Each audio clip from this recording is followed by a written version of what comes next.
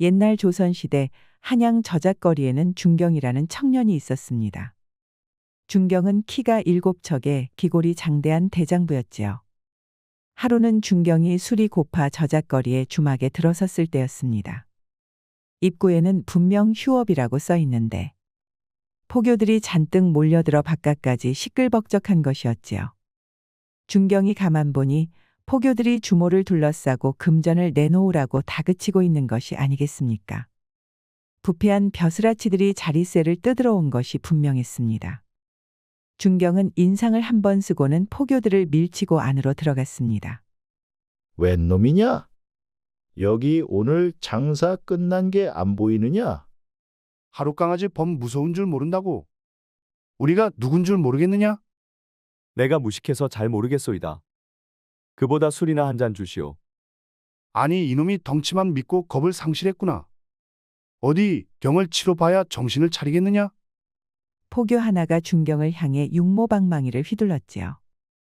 아니 그런데 이게 무슨 일이랍니까? 포교가 휘두른 육모방망이를 중경이 한 손으로 가볍게 붙잡는 것이 아니겠습니까? 그런데 포교가 용을 쓰며 잡아당겼지만 방망이가 무슨 뿔이라도 내린 듯 꼼짝도 하지 않는 것이었습니다. 방망이를 휘두른 포교도 주변의 포교들도 다들 벙쪄 있는데 중경은 태연하게 술병을 집어들었습니다. 그리고는 입으로 마개를 따서 콸콸콸 들이키는 것이었습니다.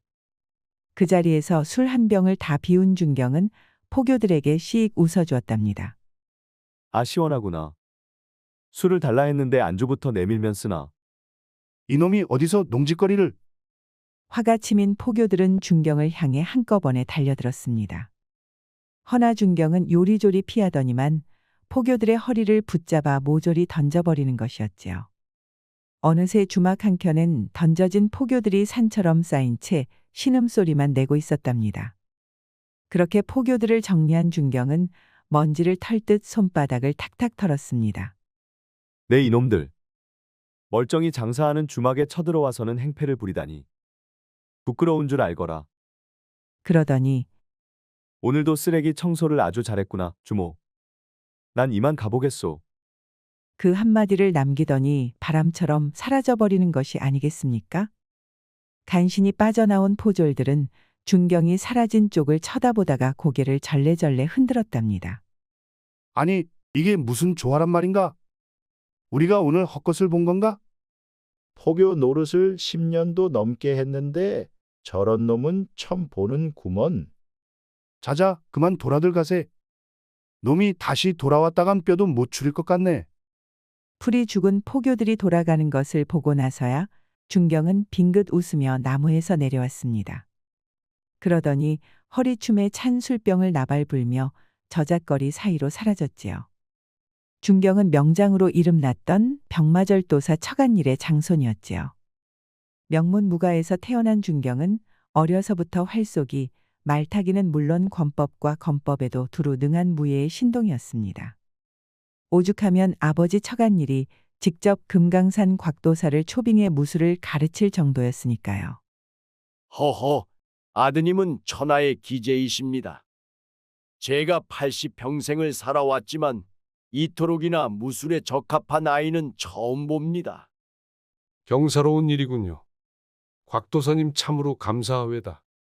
부디 제 아들을 잘 가르쳐 주시오. 단 마음에 걸리는 일이 하나 있군요. 그래, 그것이 무엇이오? 아이의 눈에 담긴 현기가 범상치 않습니다.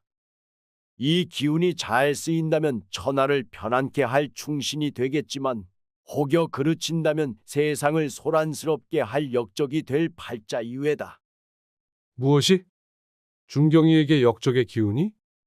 대경실색한 아버지 처간일은 제발 아들을 살려달라며 곽도사 앞에 꿇어 엎드렸지요.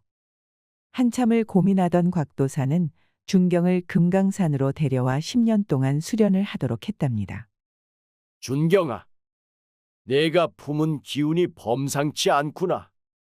부디 내 밑에서 수련에 힘써 그 힘을 꼭 좋은 곳에 쓰도록 하여라.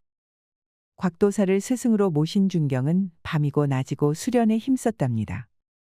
그렇게 19이 되자 준경은 키가 칠척장신이 되었고 한 주먹에 곰을 쓰러뜨리는 괴력을 얻게 되었습니다. 마침내 곽도사는 준경이 하산하도록 허락했답니다. 하산한 준경은 한달음에 부모님께 달려갔지요. 아버님, 어머님. 준경이 돌아왔습니다. 그런데 이게 무슨 일이랍니까? 준경의 집이 있던 자리가 폐허가 되어 있는 것이 아니겠습니까? 옆집에 물어보니 아니 글쎄 아버지 처간일 장군이 당파 싸움에 휘말려 사약을 받고 돌아가셨다지 뭡니까?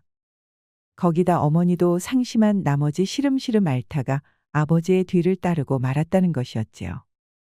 그 말을 들은 준경의 눈에서는 피눈물이 흘렀습니다.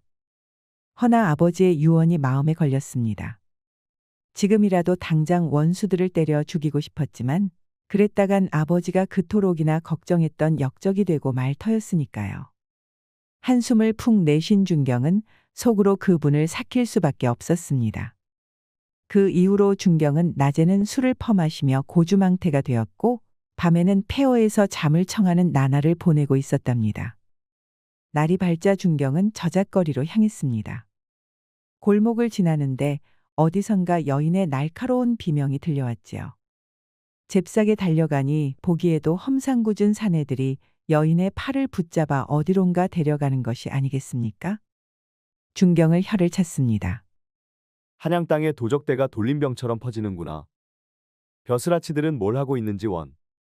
단숨에 땅을 박찬 준경은 사내들 한복판으로 뛰어들었지요. 그리고는 맨주먹 발길질로 순식간에 모조리 쓰러뜨리는 것이 아니겠습니까? 준경에게 얻어맞은 사내들은 쓰러진 채 부들거릴 따름이었지요. 그러는 동안 준경은 쓰러진 여인의 손을 붙잡아 일으켜 주었습니다.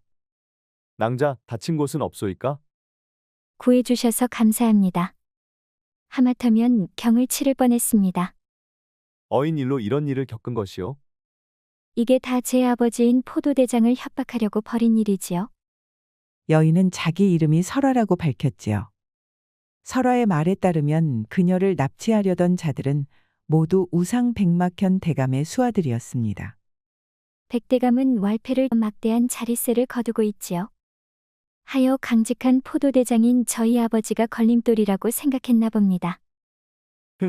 우의정이라는 자가 돈만 밝혀서 원. 그래, 한양 돈을 다 끌어모아서 뭔 짓을 하고 싶다는 거요?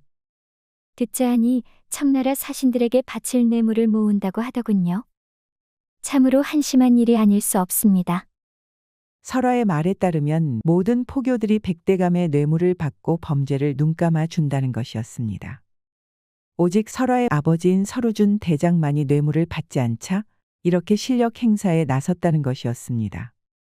설화의 말에 염려가 된 준경은 그녀를 업고 설대장의 집으로 향했습니다. 설아야, 무사해서 정말 다행이구나.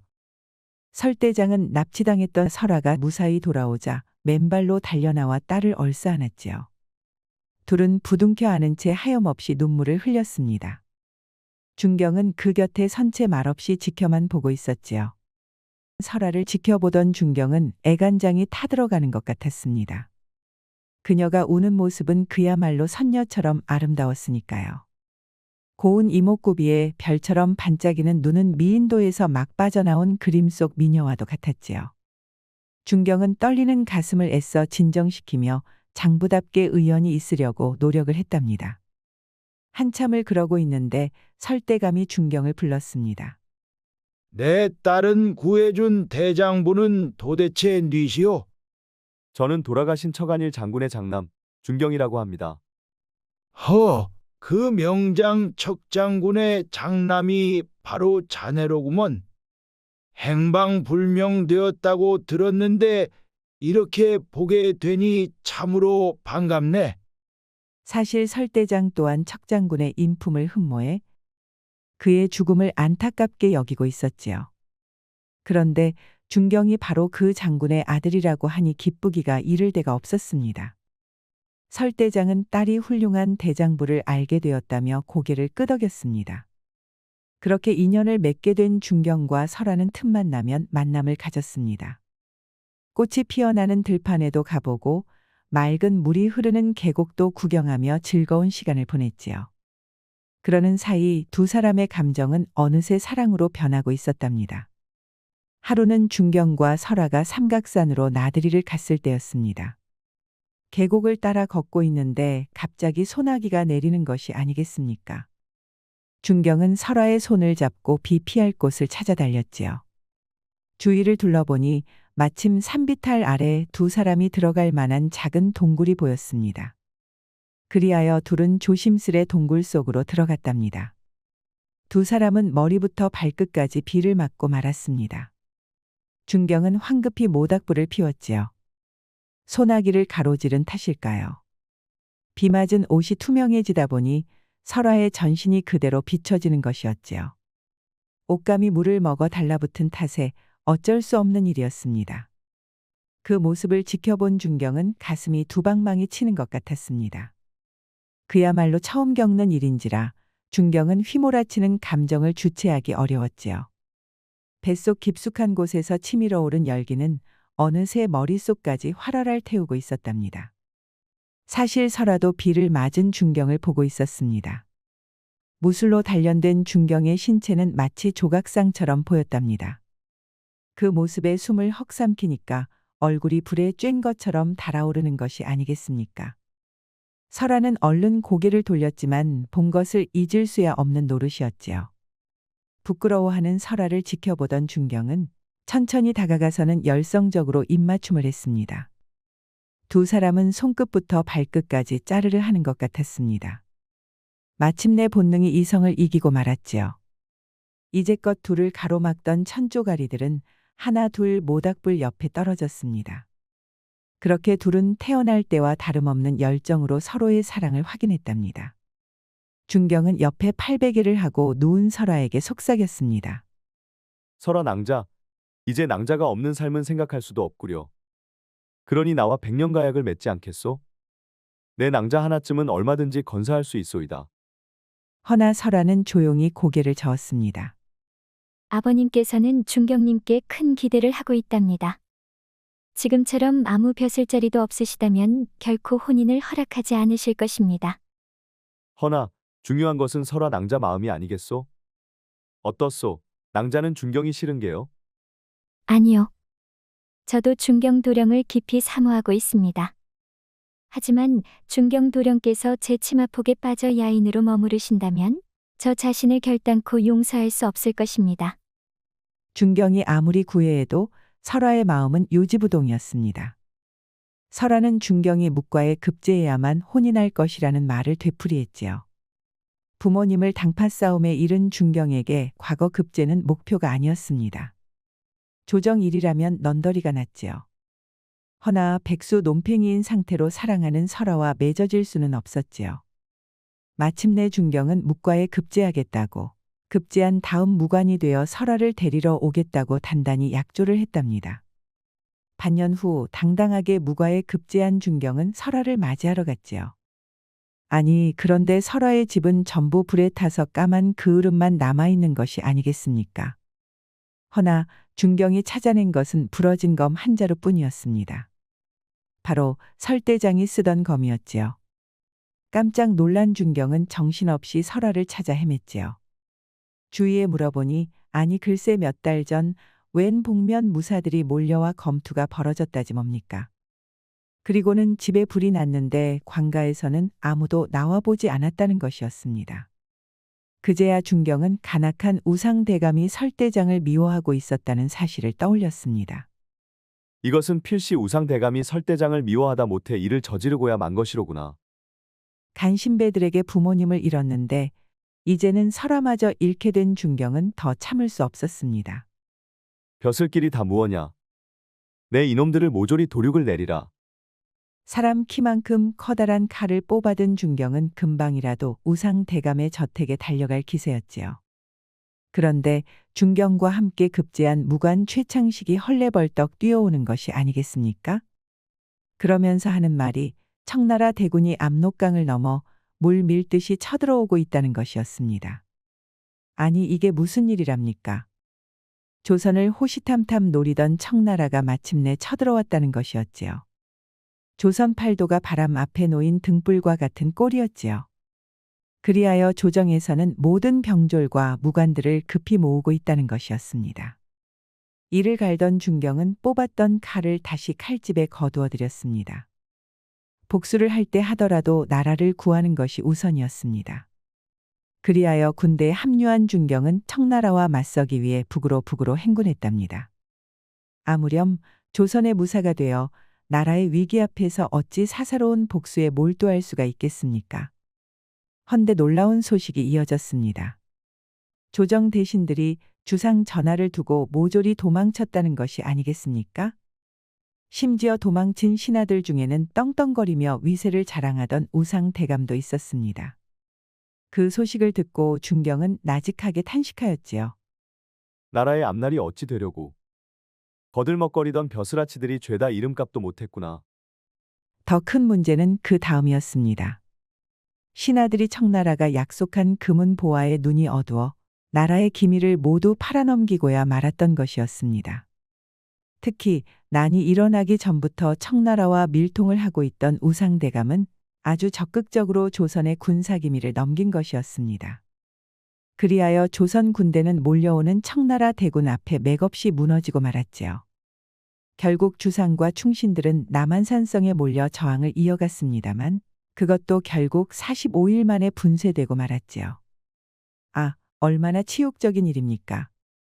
조선의 임금인 주상전하는 청나라 군인들의 손에 개처럼 끌려나와 청국 황제에게 머리를 조아려야 했지요. 이를 지켜본 백성 중 눈물을 흘리지 않은 이가 없을 정도였지요. 비록 청나라가 군대가 조선을 정복했지만 나라가 무너진 진짜 원흉은 탐관오리들이었습니다. 참으로 통탄스런 일이 아닐 수 없었습니다. 한편 중경은 사라진 설화를 찾아 헤매었습니다. 사람들을 만나 물어봐도 아는 사람이 없었지요. 설화가 사라져 가슴이 아픈 중경은 밥을 먹어도 맛을 느낄 수 없었고 목이 말라도 목마름을 느낄 수 없었답니다. 혹시라도 설화가 겪고 있을 고초를 생각하면 가슴이 미어질 것만 같았지요. 그러던 중경은 청나라 장군 용골대가 조선의 아리따운 처녀들을 붙잡아 중국으로 보내고 있다는 사실을 알게 되었습니다. 조선 팔도에서 붙잡혀온 처녀들이 청나라로 끌려가고 있다는 것이었지요. 그 사실을 알게 된 중경은 가만히 있을 수 없었답니다. 중경은 돌아가는 청나라 군대를 뒤쫓기 시작했습니다. 청나라 군대의 행렬은 그 끝이 보이지 않을 만큼 어마어마했지요. 조선에서 약탈한 보물과 귀한 약재를 실은 상자가 수백 대의 수레에 실려 있었고 방방곡곡에서 납치한 처녀들이 우리에 갇혀 짐승마냥 끌려가고 있었지요. 마침내 청나라 행렬이 발을 멈추고 야영을 시작하자 중경이 움직이기 시작했습니다. 밤이 되길 기다린 중경은 순식간에 청나라 군영에 숨어 들어갔습니다. 보초병들을 하나하나 맨손으로 제거한 중경은 횃불을 휘둘러 막사마다 불을 질렀지요. 청나라 군인들은 불을 끄랴 침입자를 찾으랴 정신이 나갈 지경이었습니다. 그 틈을 탄 중경은 단숨에 여인들이 갇힌 우리문을 열었지요. 지금이요. 어서 탈출하시오. 청나라 군인들은 내가 맡겠소이다. 중경은 달아나는 여인들을 하나하나 붙잡고 혹시 설화를 보지 못했냐고 물었지요. 다들 모른다고 고개를 젓는데 한 여인이 설화를 보았다는 것입니다. 설화가 용골대 장군이 특별히 아끼는 신복의 처소에 잡혀가는 것을 보았다는 것이었지요. 중경은 귀가 번쩍 뜨이는 것 같았습니다. 혼란에 빠진 청나라 병사들을 지나친 중경은 신복의 처소를 찾아 헤매었지요. 마침 막사 중 눈에 띄게 호화찬란한 막사가 보였습니다. 보초를 해치운 중경은 단숨에 처소 안으로 뛰어들었습니다. 처소의 구석에는 고개를 파묻고 우는 여인이 있었습니다. 바로 설화였지요. 그리고 처소에는 용골대의 신복과 함께 중경의 원수 우상 대감이 있었습니다. 아니, 웬 놈이냐? 우상, 혹시 이 자를 아시오? 중경은 깜짝 놀란 우상이 뭐라고 말하기도 전에 칼을 휘둘러 단숨에 엄벌을 내렸지요. 기계가 있는 조선 무사로구나. 허나 이 몸 용골대 장군의 오른팔이신 아방갈도의 상대는 아니로다. 우상이 쓰러지는 것을 본 아방갈도는 커다란 청룡도를 빼들었습니다. 중경도 물러서지 않고 아방갈도를 노려보았습니다. 둘은 무서운 싸움을 벌였지요. 실력을 백중세였습니다. 허나 아방갈도는 곰과 같은 괴력으로 준경을 궁지로 몰아붙였지요. 그런데 청룡도를 휘둘러 준경을 쓰러뜨리려던 아방갈도가 갑자기 윽 하고 쓰러지는 것이 아니겠습니까? 위기에 빠진 준경을 구하기 위해 설아가 요강으로 아방갈도의 뒤통수를 후려친 것이었지요. 아방갈도가 기절하자 준경은 설아의 손을 붙잡고 단숨에 청나라 진영을 빠져나왔습니다. 병사들은 불길을 잡느라 미처 준경을 막지 못했지요. 둘은 밤새 달려서 안전한 은신처에 도착할 수 있었답니다. 하지만 설아는 그간의 고초에 못 이겨 몸져 눕고 말았답니다. 그런 설아를 보자 준경은 가슴이 미어지는 것 같았습니다. 준경 도련님. 저는 부모님을 잃고 준경 도련님과의 약속도 잃고 말았습니다. 이제 그만 저를 보내주셔요. 나에게 설화 낭자가 없는 세상은 공허할 따름이오. 설화 낭자가 가는 길 어찌 혼자 보내겠소? 청나라 군대를 따라갔던 그날처럼 이번에도 낭자를 따라가고 말 것이오. 절절한 호소가 통한 것일까요? 문득 설아는 부끄러워졌습니다. 과연 자기가 설아를 사랑하는 준경만큼 준경을 사랑했을까? 라는 생각이 들었던 것이지요.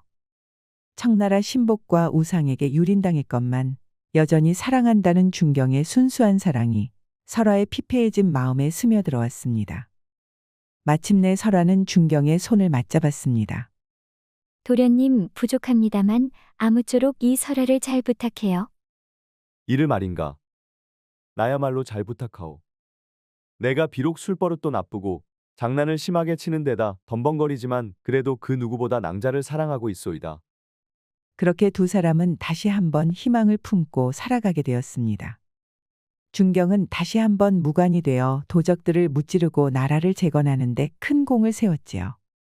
그렇게 무공을 인정받은 준경은 벼슬이 부친과 마찬가지로 병마절도사에 오르게 되었답니다. 설아도 준경의 정경부인이 되어 평생을 해로했다고 전해집니다. 이후의 일은 우리가 아는 것과 같습니다. 조선은 청나라에 완전히 굴복하여 형제의 예를 맺어야만 했지요. 그리고 청나라 황제의 명으로 매년 조공을 바쳐야 했답니다. 이는 모두 나라에 힘이 없었기 때문이었습니다. 병자호란으로부터 400년이 흘렀습니다. 허나 지금이라고 다를 바는 없습니다. 심지어 바로 지금 이 순간에도 우리의 역사를 넘보며 문화를 넘보는 이웃나라가 있는가 하면 호시탐탐 독도를 노리는 이웃나라가 있지 않겠습니까? 나라가 약해진다면 또다시 주변의 강대국들이 우리나라를 넘보기 시작할 것이지요.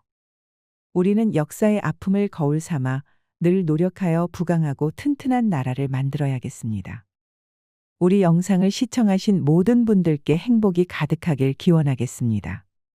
구독과 좋아요, 알림 설정 부탁드려요. 이후에도 재미난 이야기가 많이 준비되어 있으니 다른 영상도 꼭 보러 와주세요.